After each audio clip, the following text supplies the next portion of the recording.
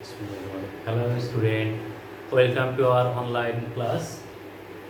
আমি আবার তোমাদের মাঝে আসলাম দ্বিতীয় পত্রের তৃতীয় অধ্যায় চলতরিৎ এর তৃতীয় লেকচার নিয়ে। আজকে আমরা পড়ব হচ্ছে effect of temperature on resistance, রোধের উপর তাপমাত্রার প্রভাব। তো রোধ কি আসলে? রোধ হচ্ছে কোনো পরিবাহের মধ্য দিয়ে যখন তড়িৎ প্রবাহিত হয়, সেই তড়িৎ প্রবাহ পথে যে বাধাটা সৃষ্টি হয় সেই বাধাটাই হচ্ছে রোধ। অর্থাৎ রাস্তায় যে স্পিড ব্রেকার থাকে, সেই স্পিড ব্রেকারটা যেমন আমাদের গতিকে রোধ করে, পরিবাহের মধ্য দিয়ে তড়িৎ প্রবাহের সময় ওই প্রবাহটা যে বাধার সম্মুখীন হয় সেই বাধাটাকে রোধ করে। তো রোধ আসলে কি? রোধ হচ্ছে কোনো পরিবাহীর মধ্যে যখন আমরা তড়িৎ প্রবাহ লক্ষ্য করি, তখন প্রত্যেকটা পরিবাহীর মধ্যে কিছু ফ্রি ইলেকট্রন থাকে, মুক্ত ইলেকট্রন থাকে। ওই মুক্ত ইলেকট্রনগুলো তারা এদিক ওদিক চলাচল করতে থাকে। এই এদিক ওদিক চলাচল করতে থাকে, এই সময় যখন তড়িৎ পরিবহনকারী ইলেকট্রনগুলো তার মধ্য দিয়ে যাতায়াত করে বা করতে চায়, তখন তাদের সঙ্গে একটা সংঘর্ষ সৃষ্টি হয়। এই সংঘর্ষের কারণে তড়িৎবাহী ইলেকট্রনগুলো বা চার্জগুলো তাদের গতি রুদ্ধ হয়, গতি কমে যায়। এই কমে যাওয়াটা হচ্ছে রোধ। এই কমে যাওয়াটা হচ্ছে রোধ। কিন্তু কোনো পরিবাহীতে যদি আবার ওই ফ্রি ইলেকট্রন না থাকে, অর্থাৎ ফ্রি ইলেকট্রনটাই আমাদের এখানে কন্ডাকশন ইলেকট্রন বা পরিবাহী ইলেকট্রন হিসেবে কাজ করে, যদি না থাকে তাহলে আবার তড়িৎ প্রবাহ চলবে না। এইটাকে আমি এভাবে বলি যে কোনো রাস্তায় নিরাপত্তার জন্য, যেমন হাইওয়ে পুলিশ থাকে, এই হাইওয়ে পুলিশ যদি কোনো রাস্তায় না থাকে তাহলে সেই রাস্তাটায় যাওয়া বিপজ্জনক। সেই রাস্তাটায় যাওয়া বিপজ্জনক। পুলিশ আমাদের রাস্তার মাঝে যে চেক করে, এই চেক করাটা হচ্ছে আমাদের যাতায়াতটাকে নির্বিঘ্ন করে, অর্থাৎ নিরাপত্তা দান করে। তাহলে সেই ক্ষেত্রে কোনো রাস্তায় যদি হাইওয়ে পুলিশ না থাকে, আমরা সেই রাস্তায় যাব না, সেটা আমাদের জন্য বিপজ্জনক। কিন্তু যদি এমন হয় প্রতি হাফ কিলোমিটার পর পর এরকম চেকিং থাকে, তাহলে কিন্তু আমাদের গতি রুদ্ধ হবে, আমাদের যাওয়ার পথে একটা বাধা সৃষ্টি হবে। তাহলে এই বাধাটাই, অর্থাৎ না থাকলে চলবে না, কিন্তু আবার যদি বেশি হয় তাহলে সেই ক্ষেত্রে আমাদের গতি রুদ্ধ হবে। রোধটা হচ্ছে ঠিক সেই রকম। কোনো পরিবাহীর মধ্যে যদি মুক্ত ইলেকট্রন না থাকে তাহলে কন্ডাকশন ইলেকট্রন তৈরি হবে না, তড়িৎ প্রবাহ চলবে না। আবার যদি বেশি হয়ে যায় তাহলে গতিপথ রুদ্ধ হবে। কোনো অনুষ্ঠানে ভলেন্টিয়ারের সংখ্যা বেড়ে গেলে যেমন দেখা গেল অনুষ্ঠানে বিশৃঙ্খলার সৃষ্টি হয়, ঠিক সেই রকম রোধ মুক্ত ইলেকট্রন বেড়ে গেলে ঠিক রোধের মানটা সেই পরিমাণে বেড়ে যায়। তো এটা হচ্ছে আমাদের রোধের কারণ। তো আমরা এখানে কিছু সমীকরণ, এই দুটো সমীকরণ, এই সমীকরণটা প্রথম সমীকরণটা আমাদের ইন্টারমিডিয়েট লেভেলে এর এক্সপ্রেশন নেই। আমি এই সমীকরণটা জাস্ট এখানে রোধের উপর তাপমাত্রার প্রভাবটা বোঝানোর জন্য নিয়ে এসেছি। এখানে রোধ R is equal to M L divided by N square T A. এই সমীকরণটা থেকে আমরা রোধ, আপেক্ষিক রোধের রাশিমালা পাই R is equal to M by N square T. Rho এর মানটা এখানে বসিয়ে দিলে R is equal to rho L by A. খুব সিম্পল একটা ইকুয়েশন। এই ইকুয়েশনে অন্য কিছু নেই আমাদের, যেটা অপরিচিত।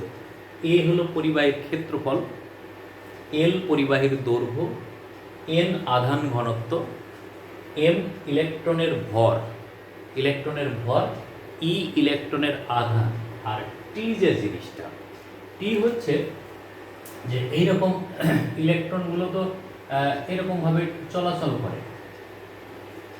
এই যে এই এক সংঘর্ষ থেকে আর এক সংঘর্ষ সময়টা T1, এইটা হলো T2। এই টাইমটা হচ্ছে কি রিল্যাক্সেশন টাইম, দুইটা সংঘর্ষের মধ্যবর্তী সময়। এই সময়ে কিন্তু আর কোনো সংঘর্ষ হবে না। একটা নির্বাধ পথ অতিক্রম করতে একটা ইলেকট্রনের যে সময় লাগে, সেই সময়টাকে বলা হয় রিল্যাক্সেশন টাইম, বা দুইটা সংঘর্ষের মধ্যবর্তী সময়, relaxation time two successive collision of two electron. এই দুইটা ইলেকট্রনের মধ্যে যে সংঘর্ষের টাইম, এই টাইমটার গড় হচ্ছে আমাদের হলো টি, দুইটা সংঘর্ষের মধ্যবর্তী সময়। তো এটা হলো টি। তাহলে এই সমীকরণ দুইটা থেকে যদি আমরা বিশ্লেষণ করি, তাহলেই আমাদের রোধের উপর তাপমাত্রার প্রভাব আমরা আলোচনা করতে পারবো। এই প্রভাব আলোচনা করতে যেয়ে আমরা যেটা করেছি সেটা হচ্ছে যে পরিবাহী পদার্থকে তিন ভাগে ভাগ করা হয়েছে। একটা হচ্ছে পরিবাহী, একটা অর্ধ পরিবাহী, আর একটা হলো অপরিবাহী। একটা হলো অপরিবাহী। তো অপরিবাহীর ক্ষেত্রে রোধের প্রভাব, তাপমাত্রার প্রভাব কিছুই নেই, কারণ যতই তাপমাত্রা বাড়ানো যাক এর রোধের কোনো পরিবর্তন ঘটবে না। এটা ধরে নেওয়া হয় যে রোধের মান ইনফিনিটি, এর মধ্য দিয়ে কোনো তড়িৎ প্রবাহ চলে না বা চলবেও না কোনো। আমরা প্রথমে হচ্ছে পরিবাহী বা কন্ডাক্টরের কথা যদি দেখি,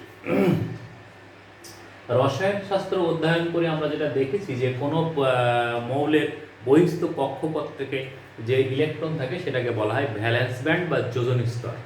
পদার্থবিজ্ঞানে ওই যোজন স্তরের পরে একটা উপকক্ষপথ চিন্তা করা হয়, সে যে উপকক্ষপথটাকে কন্ডাকশন ব্যান্ড বলা হয়, কন্ডাকশন ব্যান্ড বা পরিবহন স্তর।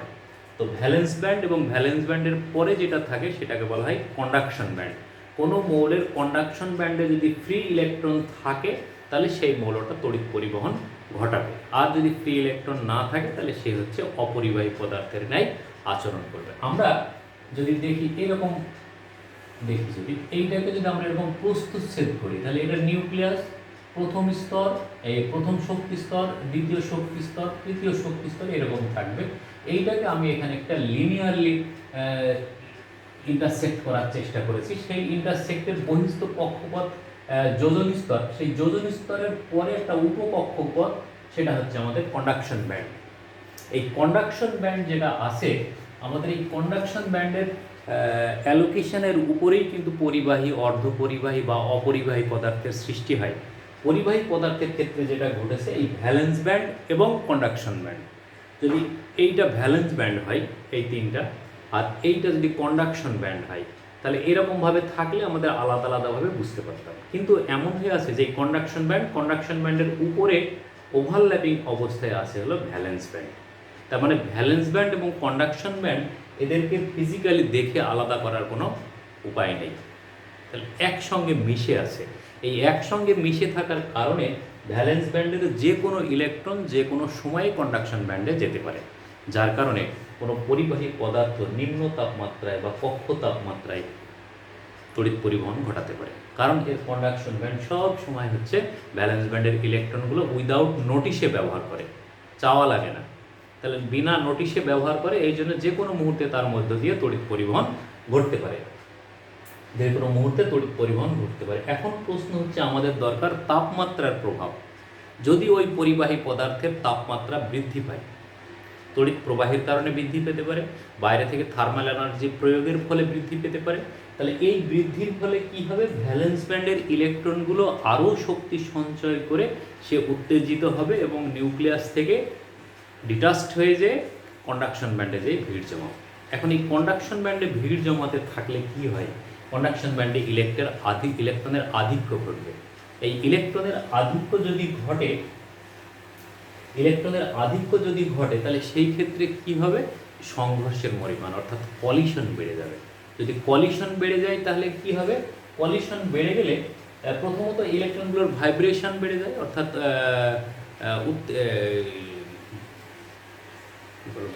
উত্তেজনা বেড়ে যায়। এই উত্তেজনার কারণে তাদের মধ্যে কি হয়, কলিশনটা বেড়ে যায়। এই কলিশন যখন বেড়ে যাবে, এই কলিশন যখন দ্রুত ঘটবে, তখন তাদের এই রিল্যাক্সেশন টাইম যেটা, এই রিল্যাক্সেশন টাইমটা কমতে থাকে। রিল্যাক্সেশন টাইম যদি কমে যায় তাহলে এই সমীকরণ থেকে আমরা দেখছি যে আর এর মান বৃদ্ধি পেতে থাকবে। এম কনস্ট্যান্ট, এল পরিবাহীর দৈর্ঘ্য নির্দিষ্ট, এ পরিবাহীর ক্ষেত্রফল নির্দিষ্ট, ই নির্দিষ্ট, তাহলে এন এবং টি পরিবর্তনের কারণে রোধের মান পরিবর্তন হয়। এই জিনিসটা খুব ভালো করে নোট করবা তোমরা, যে পরিবাহীর রোধ কি কি কারণে পরিবর্তন হয়। প্রস্থচ্ছেদের ক্ষেত্রফল, দৈর্ঘ্য, এগুলোকে আমরা পরিবর্তন করতে পারি, তাহলে ইন্টারনাল কি ঘটনার কারণে পরিবাহীর রোধ পরিবর্তন ঘটে সেই জিনিসটা আমাদের দেখতে হবে। তাহলে সেই ক্ষেত্রে আমরা দেখছি যে টি এর মান যদি বৃদ্ধি পায়, টি এর মান যদি হ্রাস পায়, তাহলে সেই ক্ষেত্রে রোধের মান বৃদ্ধি পাবে। আমি এটা এখানে সংক্ষেপে দেখানোর চেষ্টা করেছি যে কোনো পরিবাহীর টেম্পারেচার যদি বেড়ে যায়, এই আপওয়ার্ড মানে বৃদ্ধি পাওয়া, এইটাকে আমরা বৃদ্ধি পাওয়ার অর্থে ব্যবহার করেছি, আর এইটা হলো হ্রাস বা কমে যাওয়া অর্থে ব্যবহার করা হয়েছে, এটা এই চিহ্নটা। তাহলে আপওয়ার্ড, টেম্পারেচার আপওয়ার্ড, তার মানে টেম্পারেচার বাড়ছে। টেম্পারেচার যদি বাড়ে, ভাইব্রেশন অফ ইলেকট্রন বেড়ে যাবে, ইলেকট্রনের কম্পন বেড়ে যাবে। তাহলে কম্পন যদি বেড়ে যায়, কম্পন বেড়ে গেলে তাদের সংঘর্ষ বাড়বে, কলিশন অফ ইলেকট্রন বেড়ে যাবে, আপওয়ার্ড কলিশন অফ ইলেকট্রন বেড়ে যাবে। তাহলে কলিশন অফ ইলেকট্রন যদি বেড়ে যায় তাহলে সেই ক্ষেত্রে টি এর মান ডিক্রিজ করবে, অর্থাৎ কমে যাবে। টি এর মান যদি কমে যায় তাহলে এই সমীকরণে আমাদের আর এর মান বৃদ্ধি পাবে, রো এর মান বৃদ্ধি পাবে। এই কারণে পরিবাহী পদার্থের তাপমাত্রা বৃদ্ধির সাথে সাথে তাদের রোধের মান বৃদ্ধি পেতে থাকে। পক্ষান্তরে এন এর মানও কিন্তু কিছুটা বৃদ্ধি পায়। তাহলে এন এর মান বৃদ্ধি পেলে আবার রো এবং আর এর মান কমে যাবে। এন এর মান যদি বৃদ্ধি পায় আর এবং রো এর মান কমে যাবে। তাহলে এই কমে যাওয়ার কারণে কি হচ্ছে,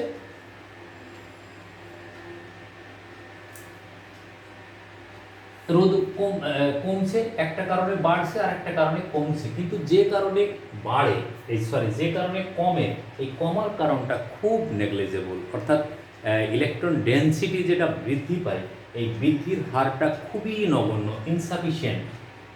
এনের বৃদ্ধি ইনসাফিসিয়েন্ট, অর্থাৎ এনের বৃদ্ধি পায় কিন্তু এই বৃদ্ধিটা রিমার্কেবল না, যার কারণে এইটা আমাদের হিসাবে আনি না আমরা। যার কারণে আমরা বলছি যে পরিবাহী পদার্থে রোধের মান বৃদ্ধি পায়। এইটা একটা সিম্পল গ্রাফের সাহায্যে এটা কপার তারের রোধের কথা দেখানো হয়েছে। কপার তার যেহেতু পরিবাহী পদার্থ, তাহলে এই পরিবাহী পদার্থের রোধের গ্রাফ দেখানো হয়েছে, টেম্পারেচারের সঙ্গে রোধ বৃদ্ধি পায়। তাহলে আমরা বলবো পরিবাহী পদার্থের ক্ষেত্রে তাপমাত্রার সঙ্গে রোধ এবং আপেক্ষিক রোধ বৃদ্ধি পায়, রোধ এবং আপেক্ষিক রোধ বৃদ্ধি পায়। কিন্তু অভ্যন্তরীণ এই ঘটনাগুলো আমাদের মনে রাখতে হবে। এখন যদি আমরা অর্ধপরিবাহী পদার্থ দেখি, অর্ধপরিবাহী পদার্থের ক্ষেত্রে এই গঠনটাই একই, তারও কন্ডাকশন ব্যান্ড ভ্যালেন্স ব্যান্ড আছে, কিন্তু এর কন্ডাকশন ব্যান্ড এবং ভ্যালেন্স ব্যান্ড যেটা, সেই দুইটা ব্যান্ড একটা আর একটা থেকে একটু আলাদা হয়ে থাকে। এটা হলো ভ্যালেন্স ব্যান্ড, এটা হলো কন্ডাকশন ব্যান্ড। এর কন্ডাকশন ব্যান্ড পরিপূর্ণ থাকে, পরিপূর্ণ কন্ডাকশন ব্যান্ড, কিন্তু এমটি ভ্যালেন্স ব্যান্ড, অর্থাৎ খালি কন্ডাকশন ব্যান্ড। এই কন্ডাকশন ব্যান্ড খালি থাকার কারণে দেখা গেল যে এর মধ্য দিয়ে কোনো তড়িৎ প্রবাহ চলে না। তাহলে অর্ধপরিবাহী পদার্থ কারা? অর্ধপরিবাহী পদার্থ হচ্ছে জার্মেনিয়াম, সিলিকন, এছাড়া আরও কয়েকটা মৌল আছে। তাহলে এইগুলো যদি দেখি আমরা, এদের ইলেকট্রন বিন্যাস দেখতে গেলে দেখা যায় যে এদের বহিস্থ কক্ষপথে 4টা করে ইলেকট্রন থাকে।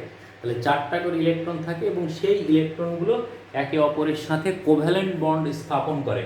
কোভ্যালেন্ট বন্ড স্থাপন করে তারা হচ্ছে নিষ্ক্রিয় হয়। তাহলে কোভ্যালেন্ট বন্ড গঠন করে, তার মানে 4টা ইলেকট্রন আদান প্রদান করে এবং কোনো নিষ্ক্রিয় ইলেকট্রন, কোনো মুক্ত ইলেকট্রন থাকে না। যেহেতু মুক্ত ইলেকট্রন থাকে না, এই জন্যে এটা হলো এমটি থাকে। এমটি থাকার কারণে এর মধ্য দিয়ে নিম্ন তাপমাত্রায় কোনো তড়িৎ পরিবহন চলে না।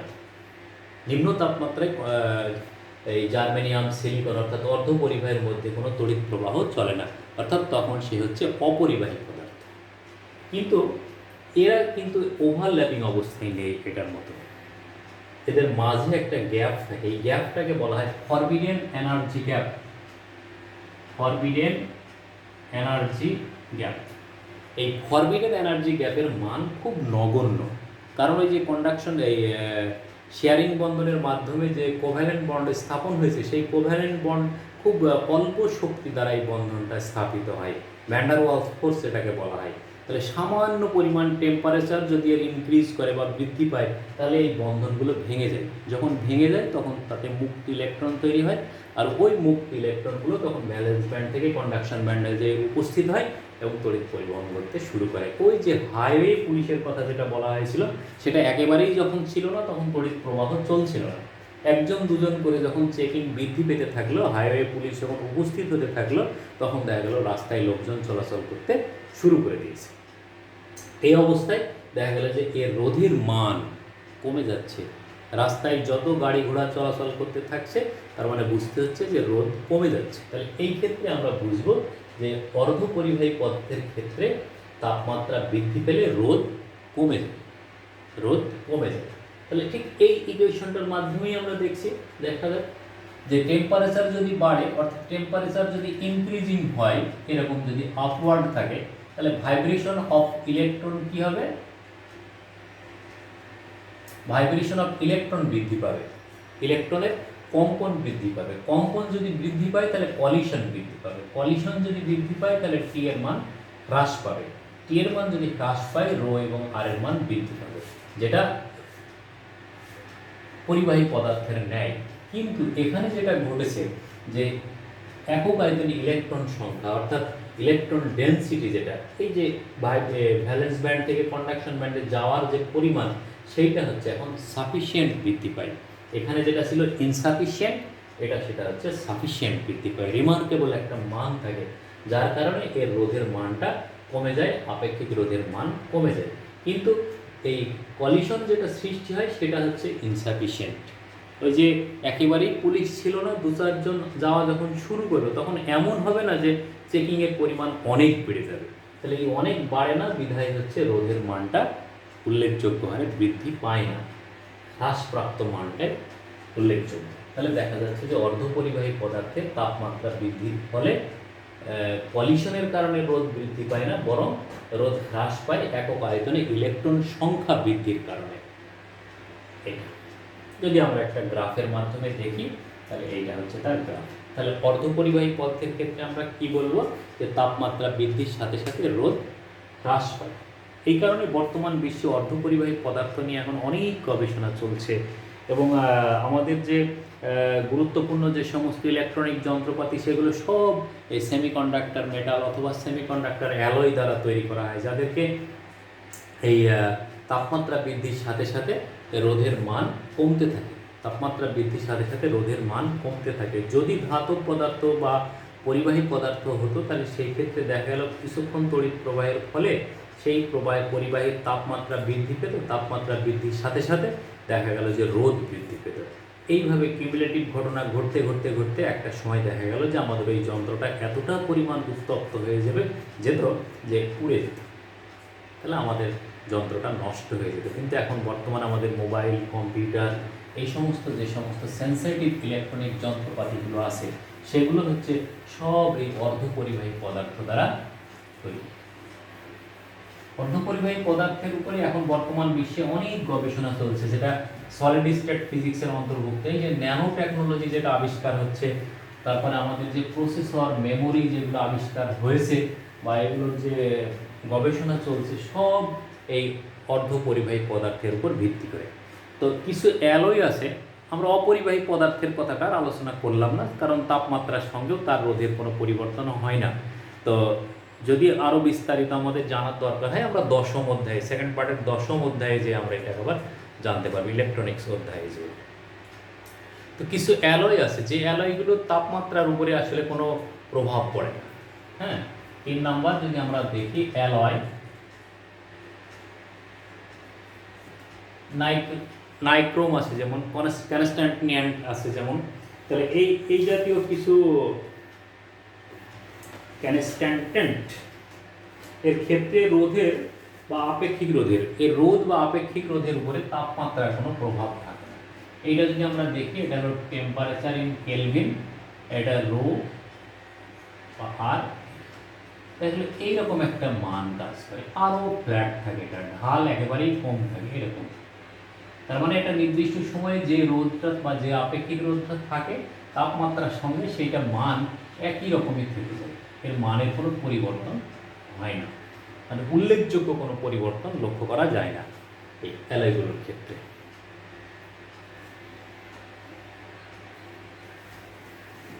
এটা গেল আমাদের রোধের মানে ফিজিক্সের পড়া, ফিজিক্স। এখন আমরা দেখবো এর ইকুয়েশন ডেভেলপ করতে হবে, যে এর ইকুয়েশন না হলে তো অঙ্ক করা যাবে না, আমাদের অঙ্ক করা দরকার। এখন আমরা তাপমাত্রার উপরে রোধের প্রভাব পড়বে, এবং সেই ক্ষেত্রে এই যে R theta is equal to R0 into 1 plus alpha del theta, এই সমীকরণটা পড়ব আমরা, আলফা ডেল থিটা। তো আমরা জানি কোনো পরিবাহীর যদি তাপমাত্রা বৃদ্ধি পায়, তাহলে সেই পরিবাহীর রোধ বৃদ্ধি পায়। তাপমাত্রা যদি বৃদ্ধি পায়, তাহলে ওই পরিবাহীর রোধ বৃদ্ধি পাবে। এখানে আলফাকে বলা হচ্ছে উষ্ণতা সহ, R0 0 ডিগ্রি সেন্টিগ্রেড তাপমাত্রায় রোধ, আলফা হলো রোধের উষ্ণতা সহ, আর থিটা হচ্ছে থিটা ডিগ্রি সেন্টিগ্রেড তাপমাত্রায় রোধ, আর del theta is equal to এই থিটা মাইনাস জিরো, বা যদি আমরা দুইটা ভিন্ন তাপমাত্রা নিই তাহলে theta two minus theta one degree centigrade. R one তো আমাদের সবার পরিচিত।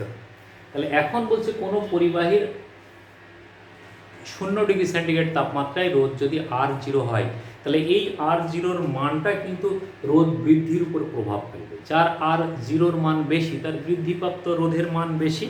এখন বলছে কোনো একটা বস্তুর তাপমাত্রা, কোনো একটা পরিবাহীর তাপমাত্রা যদি ডেল থিটা পরিমাণ বৃদ্ধি পায়, ডি থিটা পরিমাণ বৃদ্ধি পায়, তাপমাত্রা এই ডি থিটা পরিমাণ বৃদ্ধিতে কি হবে? এই বৃদ্ধিতে যদি ডি থিটা পরিমাণ তাপমাত্রা বৃদ্ধি পায়, তাহলে সেই বৃদ্ধিতে কি বলবো আমরা? তাহলে এই রোধের মান বাড়বে কিসের কারণে? এই ডি থিটার কারণে। তাহলে এই D R proportional to D theta, এইটা একটা। আর এই ডি আর একটা জিনিসের উপর নির্ভর করে, সেটা হচ্ছে আর এর মানের উপরে। কারণ হচ্ছে কি, যে সমস্ত পদার্থের 0 ডিগ্রি সেন্টিগ্রেড তাপমাত্রায় রোধের মান যত বেশি হবে, তার হচ্ছে তাপমাত্রার সঙ্গে রোধ বৃদ্ধির হারও তত বেশি হবে। তাহলে সেই ক্ষেত্রে আমরা এটাকে বলতে পারি যে D R proportional to R naught. তাহলে যদি নির্দিষ্ট হয় তাহলে তো কনস্ট্যান্ট হয়ে যাবে। অতএব D R proportional to R naught, R0 D theta, বা D R is equal to alpha R0 D theta. তাহলে এই সমীকরণটাকে যদি আমরা এই theta is equal to theta 1 থেকে theta is equal to theta 2, তখন এই সময়ে তাহলে আমাদের আর এর মান কত বলছি আমরা? R0, এটা থেকে আর এটা, তখন আমাদের আর এর মান হবে আর থিটা। এই দুই সীমার মধ্যে এই সমীকরণটাকে যদি আমরা সমাকলন করি, তাহলে কত হবে? ইন্টিগ্রেশন ডি আর, এটা হচ্ছে R0, এটা হলো R theta, is equal to alpha R, এই ক্ষেত্রে কনস্ট্যান্ট, নির্দিষ্ট পদার্থের ক্ষেত্রে 0, এটা হচ্ছে থিটা 1 থিটা 2 ডি থিটা। তাহলে এটা আমরা পাবো হচ্ছে আর থিটা মাইনাস R0 ইন্টিগ্রেশন করব। তাহলে এটা আলফা R0, এটা হলো থিটা 2 মাইনাস থিটা 1। তো থিটা 1 মাইনাস থিটা 2 সমান ডেল থিটা। তাহলে এখন আমাদের এই সমীকরণটা দাঁড়াচ্ছে, বা R theta is equal to R0 plus alpha R0 del theta, বা R theta is equal to, যদি R0 আমরা কমন নিই তাহলে 1 প্লাস আলফা ডেল থিটা। এই সমীকরণটা হচ্ছে আমাদের রোধের উপর তাপমাত্রা বৃদ্ধির সমীকরণ। তো এটা যদি হয় তাহলে আমরা আপেক্ষিক রোধের ক্ষেত্রেও এই সূত্রটাকে প্রয়োগ করতে পারি। আপেক্ষিক রোধের ক্ষেত্রে তাহলে কি হবে? Rho theta is equal to rho 0 into 1 plus alpha del theta.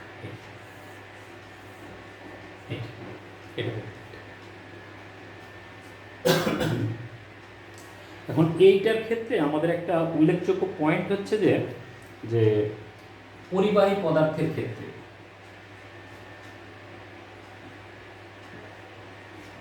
বিশেষ দ্রষ্টব্য 1 নম্বর, পরিবাহীর জন্য আলফা সমান পজিটিভ। পরিবাহী পদার্থের ক্ষেত্রে আলফার মান পজিটিভ। আলফার মান যদি পজিটিভ হয়, তাপমাত্রা বৃদ্ধির সাথে রোধের মান বৃদ্ধি পেতে থাকবে। 2 নম্বর, অর্ধ পরিবাহীর জন্য আলফার মান নেগেটিভ, আর অ্যালয় যেটা অ্যালয়ের জন্য আলফা ইজ ইকুয়াল টু 0, অর্থাৎ রোধের মান এখানে কোনো বৃদ্ধি পাবে না, আর থিটাও যা থাকবে আর জিরোও তাই। এইটার কারণে এই যে পরিবাহীর জন্য আলফার মান পজিটিভ, এই পজিটিভ কথাটার অর্থ যেটা সেটা হচ্ছে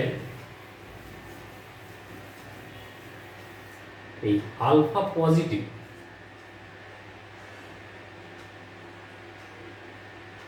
এর অর্থ হলো এর positive temperature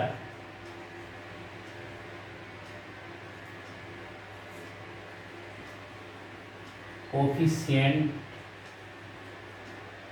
of resistance, positive temperature coefficient of resistance, অর্থাৎ এটার অর্থ হলো তাপমাত্রা বৃদ্ধির সাথে সাথে রোধ বৃদ্ধি পাবে। এই জন্য পরিবাহী পদার্থগুলিকে পিটিসিআর বলা হয়, পিটিসিআর পরিবাহী। তাহলে এটা পরিবাহী এটা, আর অর্ধ পরিবাহীর জন্য কি হবে, আলফা সমান নেগেটিভ। নেগেটিভ, এই নেগেটিভ কথাটার অর্থ হচ্ছে যে negative temperature coefficient of resistance, অর্থাৎ এনটিসিআর। ঠিক আছে, তাহলে এক কথায় আমরা অর্ধ পরিবাহী পদার্থগুলিকে এনটিসিআরও বলতে পারি, negative temperature coefficient of resistance. আর অ্যালয়ের জন্য তো যে অ্যাপ্রক্সিমেটলি 0, মানে অ্যাকচুয়াল 0 না কিন্তু অ্যাপ্রক্সিমেটলি 0, যেটাকে আমরা এই গ্রাফে দেখলাম বৃদ্ধি পাচ্ছে কিন্তু রিমার্কেবল না, কোনো হিসাবে আনতে পারবো না আমরা। তাহলে অর্ধ পরিবাহী আর পরিবাহী পদার্থকে সংক্ষেপে পিটিসিআর আর এনটিসিআর বলবো আমরা। তো পদার্থবিজ্ঞানে এই অর্ধ পরিবাহী পদার্থের উপর ব্যাপক গবেষণা চলছে। তো এই সূত্র যেটা, এই সূত্রগুলোর অঙ্ক কিন্তু আমাদের বইতে অনেক আছে, যে R theta is equal to R0 into 1 plus alpha del theta. তাহলে এই অঙ্কগুলো যদি আমরা খুব সিম্পলি এই অঙ্কগুলোকে যদি করি, তাহলে আমরা এখান থেকে এই রোধ সংক্রান্ত সমস্যাগুলোর সমাধান করতে পারবো ইনশাআল্লাহ। আর যদি সময় হয় এই পরবর্তী লেকচারে, তাহলে আমি এর নিউমেরিক্যাল অ্যানালাইসিসগুলো একটু দেখিয়ে দেবো। যদি কোনো সমস্যা থাকে বুঝতে বা অঙ্কে, সেক্ষেত্রে তোমরা অবশ্যই এর কমেন্টসে আমাকে লিখে দেবে, আমি সেই কমেন্টসগুলো দেখে উত্তর দেওয়ার চেষ্টা করব। তো ঠিক আছে, ভালো থাকো, সুস্থ থাকো, পড়ালেখা করো। আর যেটা করতে হবে যে প্রত্যেকটা জিনিসের ফিজিক্সটা বুঝতে হবে। আমি বারবার তোমাদের কাছে যে কথাটা বলার চেষ্টা করছি যে ফিজিক্সটা বুঝতে হবে। ঠিক আছে, ধন্যবাদ সকলকে।